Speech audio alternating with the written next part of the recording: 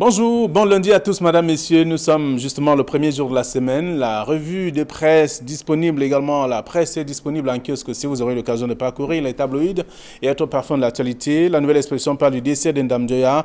Le Noun pleure son fils prodige, c'est le grand titre du journal. Et le journal précise qu'une foule immense a convergé à Fouman dès l'annonce du décès du président national de l'Union démocratique du Cameroun pour lui rendre un vibrant hommage. L'envoyé spécial de la nouvelle expression raconte notamment la folle ambiance de l'enterrement à Fumban, la vie et l'œuvre de l'homme dans le dossier de la page 4 à la page 5 de la nouvelle expression qui parle aussi de Bamenda. Une bombe explose donc au défilé, la détonation d'un engin pendant que le gouverneur tenait dans son discours au commercial avenue a fait au moins 10 blessés graves. C'est ce que le journal propose en page 3. Et à l'ouest, on parle des terroristes qui attaquent. L'assaut a visé justement une brigade de gendarmerie et un commissariat de police à Galim. Plusieurs morts enregistrés également. Et puis dans le nord-ouest et sud-ouest, retour aux urnes donc le 22 mars prochain. Le corps électoral a été convoqué. Les partis politiques concernés donc, et l'organe en charge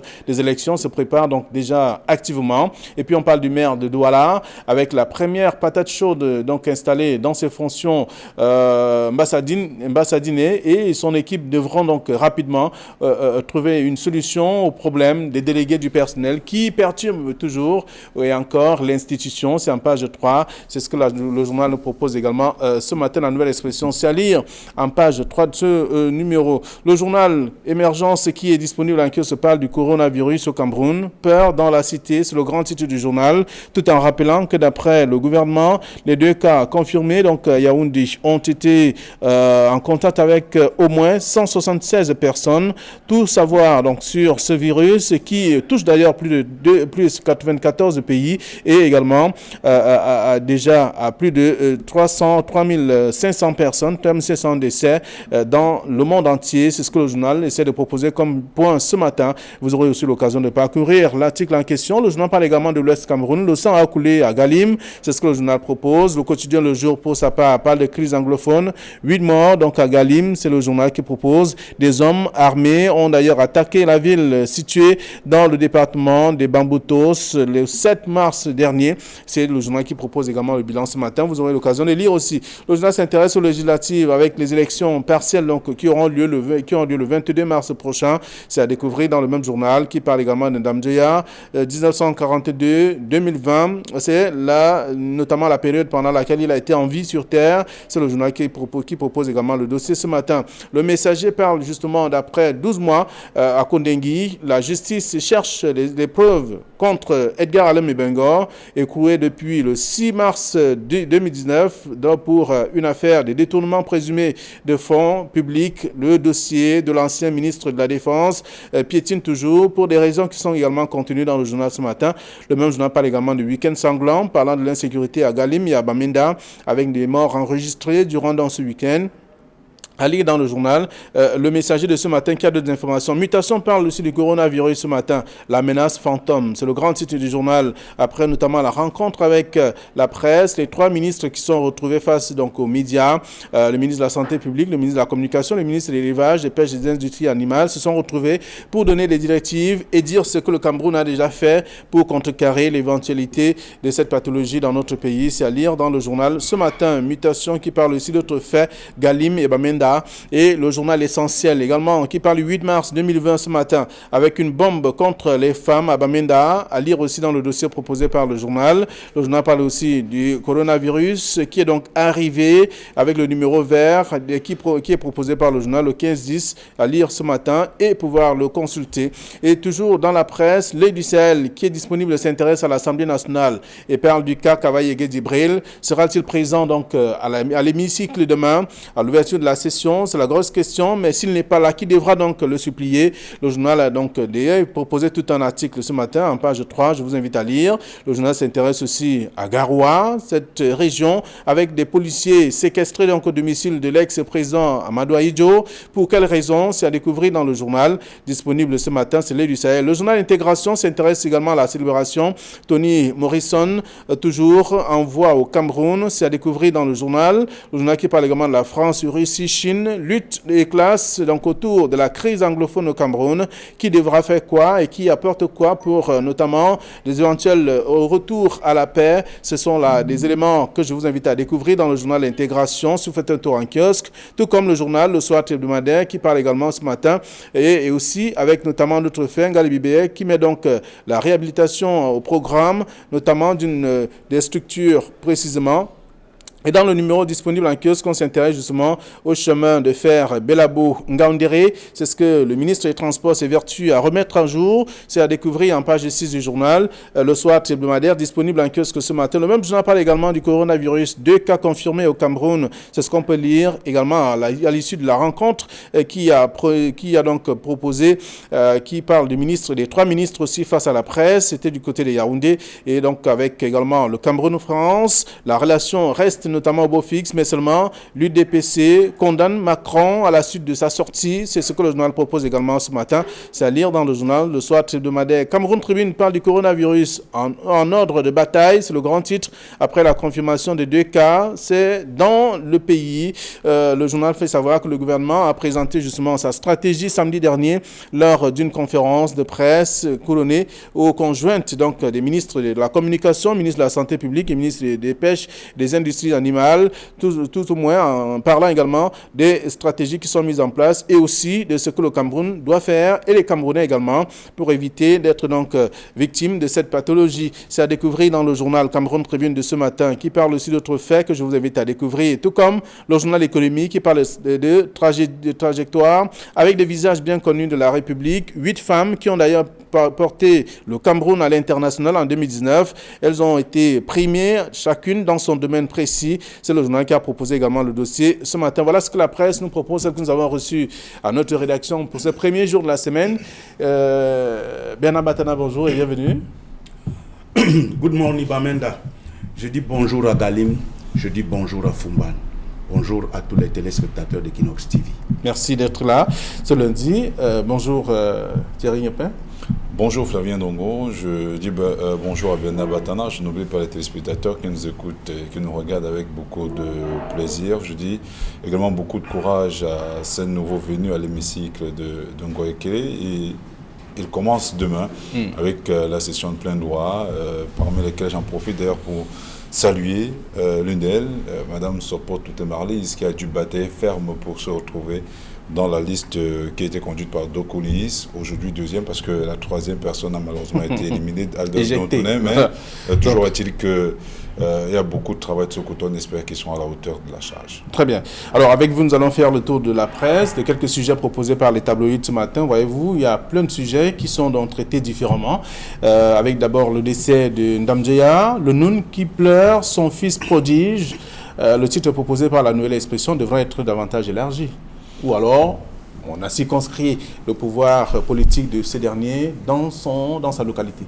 Non, on ne saurait parler de cela. Il est clair que Adam Ndamdjeya, au-delà d'être ministre de l'Éducation nationale en 1977, au-delà d'occuper un poste à la présidence de la République à cause de sa rigueur, parce qu'il faut le dire, il a été quand même de ceux qui ont instauré la rigueur, la moralisation dans les enseignements entre 1977 et 1980. Au-delà de tous ces efforts-là, il est clair que il a apporté beaucoup, mais quoi qu'on dise, on est d'abord l'enfant de quelqu'un et on vient nécessairement de quelque part. C'est la raison pour laquelle la nouvelle expression a souligné que le non pleure son fils prodige, parce qu'en réalité, il a apporté, grâce à lui, le non a connu des périodes de gloire. Il a été maire jusqu'à tout récemment, où il n'a pas été candidat à cause de sa maladie. Vous savez que depuis l'élection présidentielle d'octobre 2018, il était assez malade, il était mal en point. Pour ceux qui l'ont vu, ne serait-ce qu'Alain a accompli son devoir civique, il ne se portait pas bien du tout. Il a été quelque peu amaigri et beaucoup de personnes, et malgré le fait qu'il ait été candidat à cette élection présidentielle, beaucoup de personnes avaient même parié sur son pronostic vital. Quelques 2 ans après la mort, heureusement que son héritage sera poursuivi et encadré par son épouse qui a dû laisser, qui je crois va certainement laisser l'Assemblée nationale pour se consacrer aux affaires laissées par son défunt époux. Je vous rappelle qu'elle était également, elle a gagné l'élection à la mairie de Foumban. On espère simplement qu'entre la mairie et l'Assemblée nationale, elle choisira la mairie pour faire perdurer l'œuvre de ce grand homme. Il faut dire que c'est l'une des figures les plus remarquables de ce pays. Il a longuement participé dans la rédaction de beaucoup d'ouvrages, même sur le plan international. Il a fait partie de ceux qui ont donné un vrai visage à la Fondation Carnegie.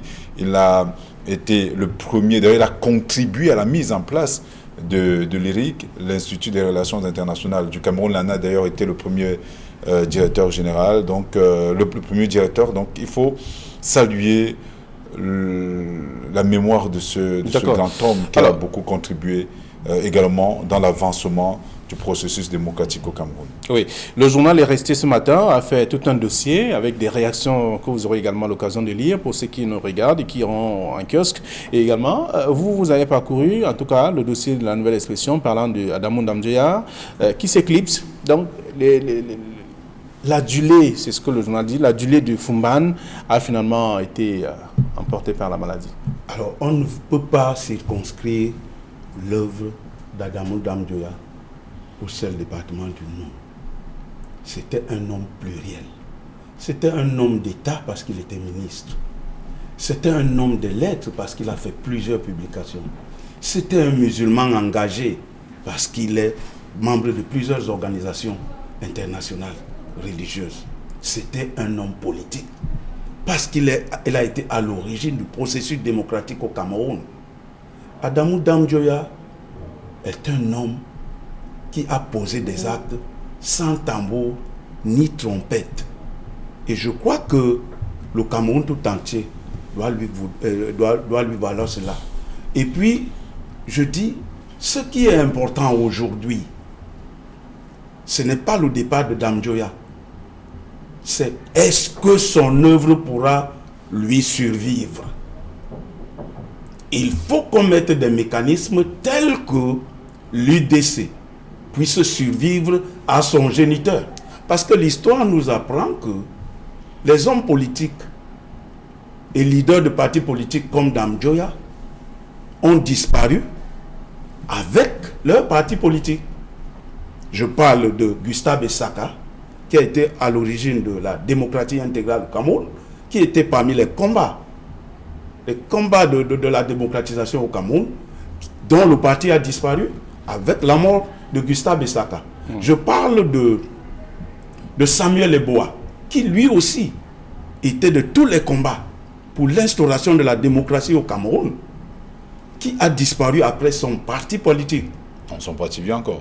Bon, il était voilà. un candidat aux élections municipales du côté de moi je pense que l'UDC a un défi. C'est-à-dire que... Alors, Adamou Ndamdjoya a laissé quand même un défi. des responsables. Oui, ils ont laissé des responsables, ils viennent de mourir. Ils ont un défi, celui de maintenir la flamme qu'Adamou Ndamdjoya a allumée dans le monde et partout ailleurs. Alors on entend d'ailleurs dans les réactions, lui rendre un vibrant hommage. Dans les réactions ce matin, la nouvelle expression parle de Ndjifen Hassan, qui est 4e adjoint maire de Foumban. Il dit défendre ses idéaux et qui circulent d'ailleurs dans nos sangs, dans notre sang aujourd'hui, jusqu'à notre dernier jour également sur terre. Oui, en même temps, on va à Koutaba aussi, le premier adjoint maire de Koutaba, qui fait savoir que c'est un grand homme qui est parti. Il faut davantage œuvrer pour que ces œuvres soient justement perceptibles, comme s'il était présent.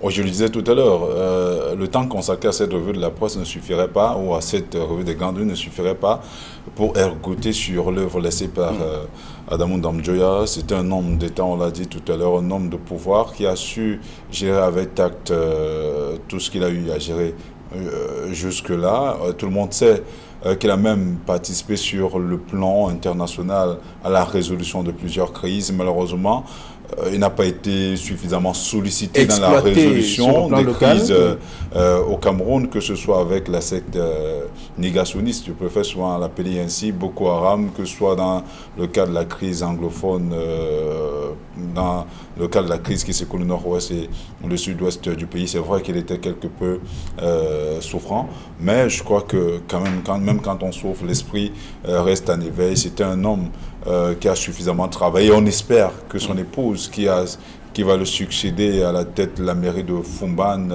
Toumonon Njoya, est une dame de poigne. Alors, vous avez vu ses postures et ses positions à l'Assemblée nationale quand elle y était encore. Et on espère qu'elle va également continuer à implémenter cette dynamique-là au-delà de cette dame de poigne et de pouvoir. Il a laissé des lieutenants tels que Mongwat Aïdjo, dont certainement l'épouse va succéder à Toumonon Njoya du côté de l'hémicycle de Ngwaekele. Il y a des gens comme le chargé de la communication, en fait, ils sont nombreux. Koupit Adamou, c'est le nom que je cherchais, qui est également aujourd'hui à l'hémicycle de Ngwaekele. Je crois que donc ils sont nombreux, de toute façon, des figures il y a un travail qui sera faire asseoir l'UDC pour perpétrer, pour continuer à pérenniser l'œuvre laissée par Adamou Damdjoya. Alors le dossier proposé par la nouvelle expression, on parle bien sûr de ce Cameroun, le Cameroun qui perd un homme d'exception. Ceux qui auront l'occasion de parcourir la nouvelle expression auront d'ailleurs de quoi se ressourcer sur le plan politique, sur le plan de l'éducation, sur le plan de la formation même, et même de son parti politique aussi, concernant le dossier proposé par Adamou Damdjoya, proposé par le journal La Nouvelle Expression ce matin. Alors, autre chose que la Nouvelle Expression propose, on parle également de Bamenda. Voyez-vous, le sujet fait le tour de plusieurs tabloïds. Une bombe explose au défilé. La détonation même de cet engin a donc étourdi un peu ceux qui étaient à la place des fêtes à Bamenda. Ils n'ont pas pu aller jusqu'à terme. Cette cérémonie n'a pas pu s'achever à cause de cette explosion. Il faut le dire pour le déplorer, parce que cette histoire de terrorisme a atteint des proportions vraiment inquiétantes, que des insurgés interviennent comme ça, venir troubler le défilé, faire exploser une bombe parce que c'est une bombe artisanale. Ça interpelle une fois de plus les forces de défense qui se déploient.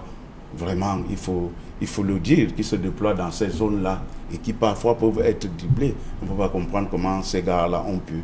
Mais bon, il faut dire que la force, le pouvoir régalien, parce que c'est ce que moi j'ai toujours dit, le pouvoir régalien de l'État se remette à Bamenda, dans le nord-ouest, que ce soit dans le sud-ouest et à Boya. C'est tout ce qu'on peut dire, parce qu'on a déjà trop déploré des morts comme ça. Vous avez parlé de Bamenda, vous avez peut-être oublié Galim. Galim, c'est après, en tout cas, parce que c'est des sujets et ce qu'il faut déplorer, c'est que avec l'attentat de Galim, que c'est parti de la sphère géographique du nord-ouest et du sud-ouest pour s'exporter ailleurs. À l'ouest. À l'ouest. Et ça devient inquiétant. Cela veut dire que personne n'est aujourd'hui à l'abri d'un attentat terroriste. Parce que de plus en plus, l'idée d'attentat terroriste est confortée. Parce que lorsqu'on interroge l'histoire du Southern Cameroun National Council, qui est à l'origine même de ce mouvement indépendantiste, la devise, c'était l'argument de la force, non, la force de l'argument et non l'argument de la force. Nous sommes allés au-delà de ce principe du Southern Cameroun National Council pour verser dans le terrorisme. Ce n'est plus la même chose. Il s'agit des terroristes. Et il faut que les pouvoirs publics répondent à ces attaques terroristes. Parce qu'on ne peut plus parler du pouvoir de séparatisme, puisque ce n'est pas ça l'objectif de Chief Ayamba. Parce que quand on parle de terrorisme, on parle de Chief Ayamba qui a été le président du Southern National Council et qui a parlé de la force de l'argument, et non l'argument de la force. Est-ce que la situation peut encore être contrôlée à ce niveau? ben, il faut que les pouvoirs publics, il faut que les pouvoirs publics remettent les choses à l'ordre. C'est tout ce qu'on peut demander, nos forces de défense, de défense. Et que les populations qui, chaque fois et parfois, cachent ces terroristes, les dénoncent. C'est très bien. Il faut que tout le monde se mette pour que on exorcise ce phénomène de terrorisme. D'accord. Alors, la nouvelle expression parle de Bamenda. Une bombe explose au défilé et le journal essentiel Cameroun dit une bombe contre les femmes à Bamenda. Parce que c'était le 8 mars. Oui, je préfère d'abord commencer par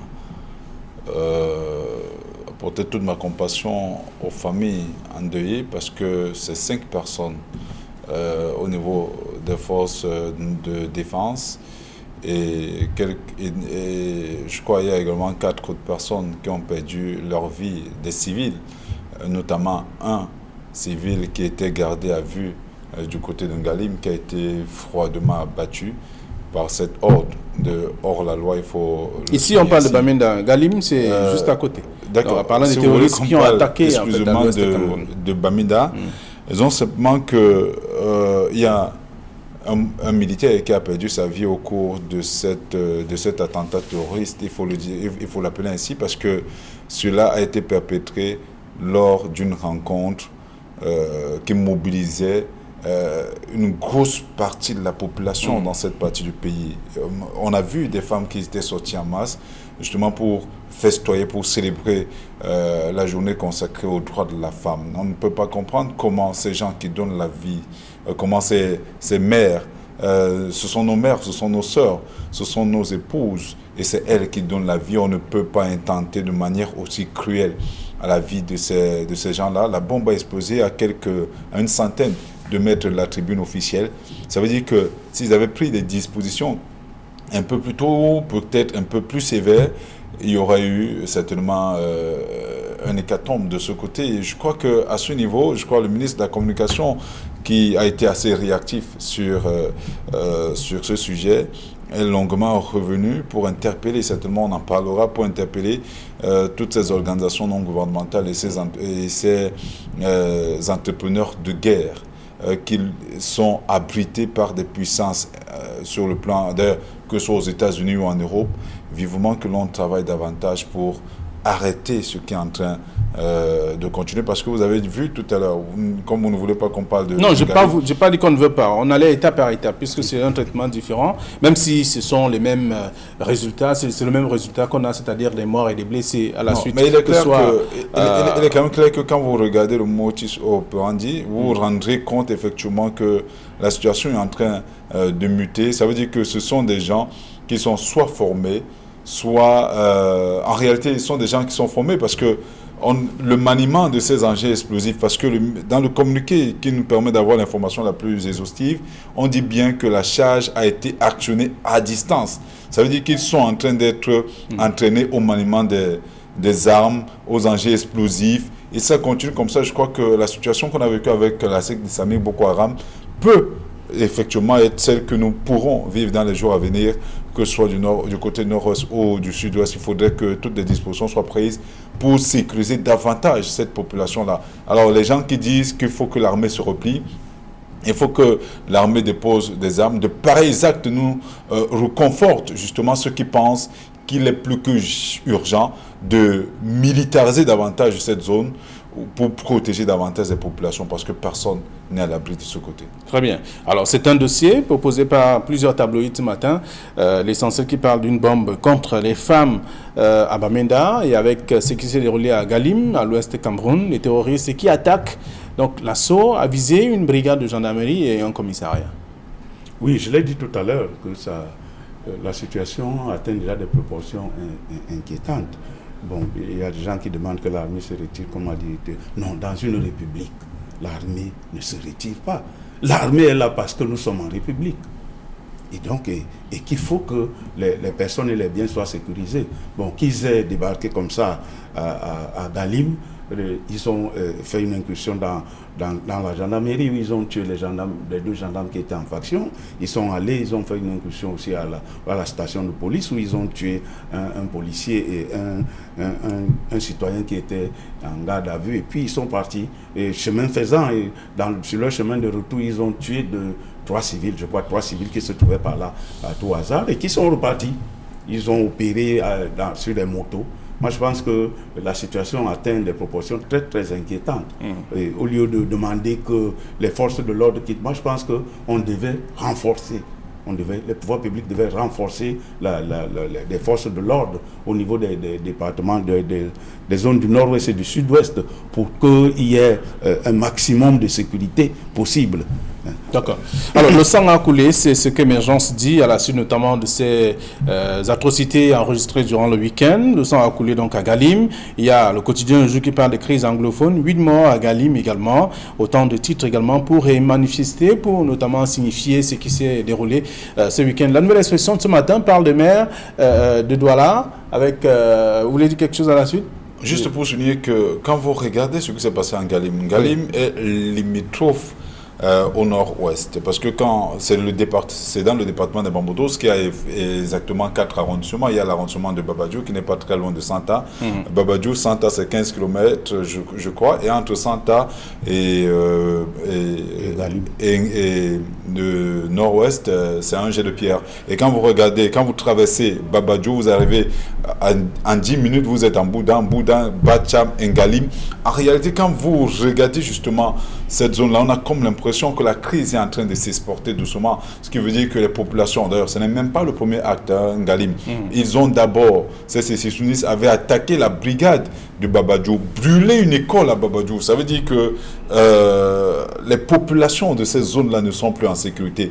Vivement qu'on contribue énormément à sécuriser davantage. Il y avait même un centre d'aguerrissement qui avait été prévu par l'armée camerounaise du côté de Babadjou. On ne comprend pas pourquoi jusqu'à présent ce centre d'aguerrissement qui devait quand même permettre à l'armée camerounaise d'avoir des bases à ce niveau tarde à être implémenté sur le terrain. Vivement qu'on accélère de pareils projets qui pourraient contribuer à sécuriser davantage les populations. Ce n'est pas possible de vivre dans ces conditions-là parce qu'en réalité, je connais très bien cette localité pour y séjourner de temps à autre. Nous étions encore vendredi dernier, ce qui veut dire que c'est la même phobie, c'est la même peur qui envahit les uns et les autres quand on pense se rendre du côté des Bamboudos.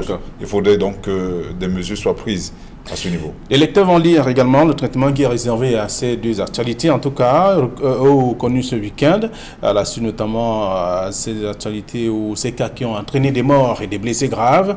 La Nouvelle Expression parle de maire de Douala avec la première patate chaude. Il s'agit ici des délégués du personnel qui sont au chômage depuis bientôt 2 ans, à la suite desquels on voit qu'ils sont revenus à la charge quelques jours avant le départ de Frins Tonnet, espérant que le nouveau maire de la ville va prendre en compte la décision de justice qui a été donnée en leur faveur.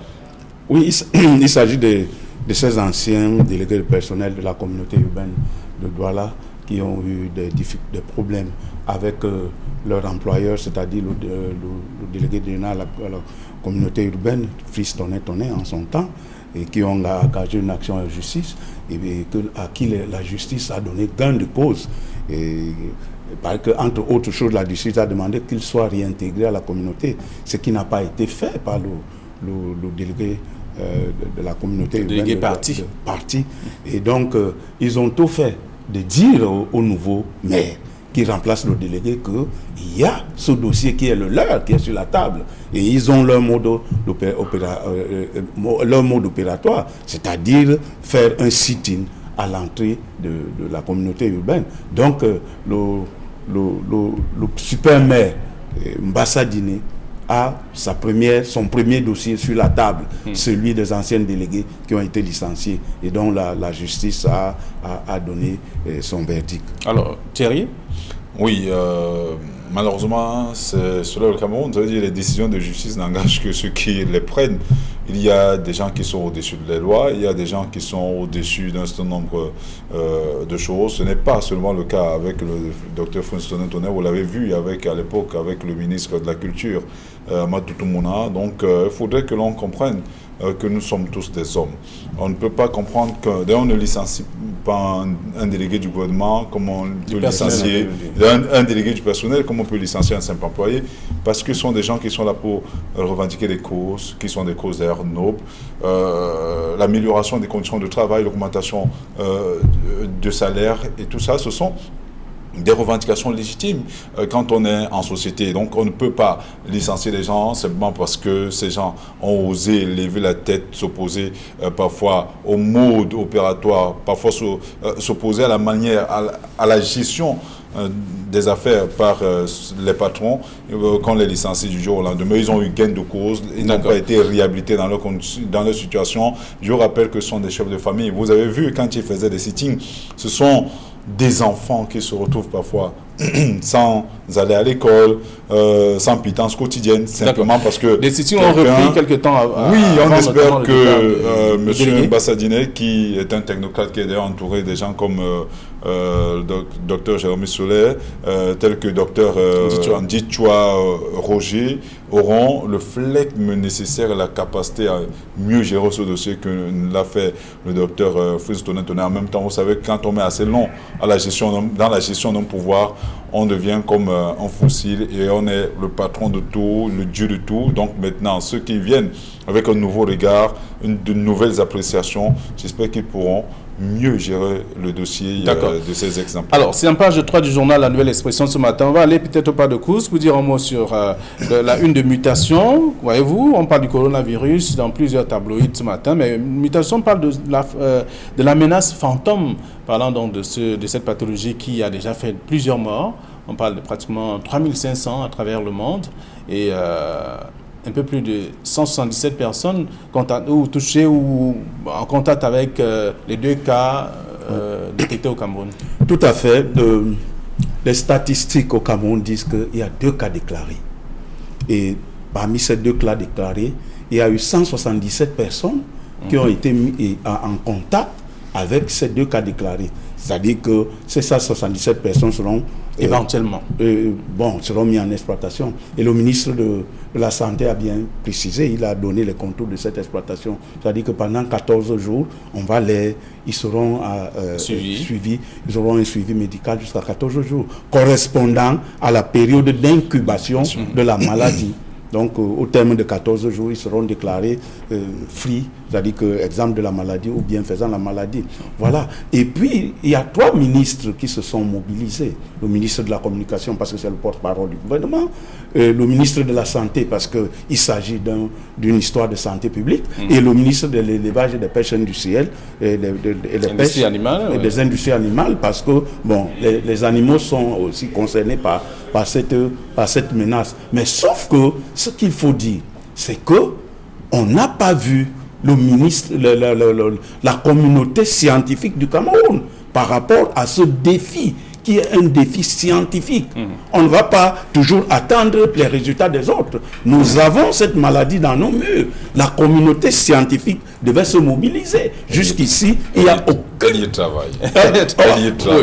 Jusqu'aujourd'hui, il n'y a aucune publication de la communauté scientifique par rapport au coronavirus. On s'attendait que... Nous sortons de l'émission.